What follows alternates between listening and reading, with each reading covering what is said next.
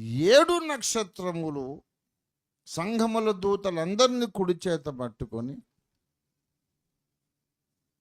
7 దీప స్తంభాల మధ్య అన్ని సంఘాల మధ్య సంచరిస్తున్నవాడు చెప్పు సంగతులు ఏమనగా, నీ క్రియలు నేను ఎరుగుదును. నీ క్రియలు నాకు తెలుసు. దేవుని బిడ్డలారా, నీ పరిస్థితి ఏంటో యేసయ్యకు తెలుసని నువ్వు నమ్మాలి. He knows you. There is no secret in your life. Nothing in your life is hidden to the eyes of the Lord Jesus Christ. నీ పరిస్థితి నాకు తెలుసు, నీ సంగతి అంతా తెలుసు అంటున్నాడు. చూడండి దయచేసి 2వ అధ్యాయము 3వ వచనం చదవండి. మొట్టమొదట నీ క్రియలను, 2వ వచనం, నీ క్రియలను నేను ఎరుగుదును, నీ కష్టమును నేను ఎరుగుదును, నీ సహనమును నేను ఎరుగుదును. నీవు దుష్టులను సహింపలేవు. అపోస్తలులు కాకయే తాము అపోస్తలులమని చెప్పుకొని వారిని నువ్వు పరీక్షించావు. వారు అబద్ధికులని నీవు కనుగొంటివని నాకు తెలుసు.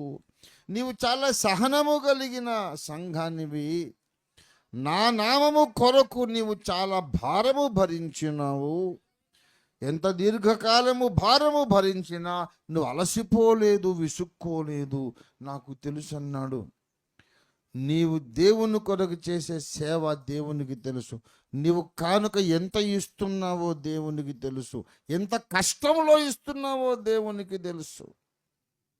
ఎంత త్యాగము చేసి దేవునికి నువ్వు కానుకిస్తున్నావో దేవునికి తెలుసు. నీవు సత్యము కొరకు ఎంత పట్టుదల కలిగి ఉన్నావో దేవునికి తెలుసు. దేవుని సేవకులు అయినంత మాత్రాన, చెప్పుకున్నంత మాత్రాన నువ్వెవరిని అంగీకరించవు. నువ్వు పరీక్షిస్తావు. నిజంగా ఇతడు అపోస్తలుడా, నిజంగా ఇతడు దైవజనుడా అని పరీక్షించి ఇతనిలో దైవజనుల లక్షణాలు లేవని నువ్వు కొంతమందిని పక్కన పెట్టేశావు. You are a perfectionist. నాకు తెలుసు నువ్వు ఎంతగా సత్యము కొరకు, యథార్థత కొరకు కమిట్ అయ్యావో నాకు తెలుసు. నీ కష్టము నాకు తెలుసు. ఎంత ఓపిక నీకున్నదో నాకు తెలుసు. చాలా భారము భరించావు. ఎన్ని ఏండ్లు భరించినా నువ్వు అలసిపోలేదు. ఏ తేడా నాకు కనపడలే. పైన నీ క్రియలు, నీ సహనము అలాగే కొనసాగుతుంది, నాకు తెలుసు అన్నాడు. Be encouraged that Jesus knows your commitment. ఎవరు అనుకోకండి నన్నెవరు గుర్తించట్లేదు, నన్నెవరు పట్టించుకోలేదు అనుకోడు. You are a fool if you are thinking that nobody cares for you. Jesus cares for you. ఆయనకు తెలుసు నీ సంగతి. తగిన కాలములో నిన్ను ఆయన హెచ్చిస్తాడు. నీ మంచి లక్షణాలన్నీ తెలుసు. నీవెంత ప్రార్థన చేస్తున్నావు ఆయనకు తెలుసు. ఎంత బైబిల్ చదువుతున్నావు ఆయనకు తెలుసు. ఇంకో మాట చెప్పనా, నువ్వు ప్రార్థన చేత కాకపోయినా మోకరించి కుస్తీ బట్టి ప్రార్థన కొరకు ఎంత తాపత్రయపడుతున్నావో ఆయనకు తెలుసు. How much you love to pray. ఎంత బాధపడి నేను ప్రార్థన చేయాలి, బైబిల్ చదవాలి, ప్రభువులు ఎదగాలని నువ్వెంత వేదన పడుతున్నావు ఆయనకు తెలుసు.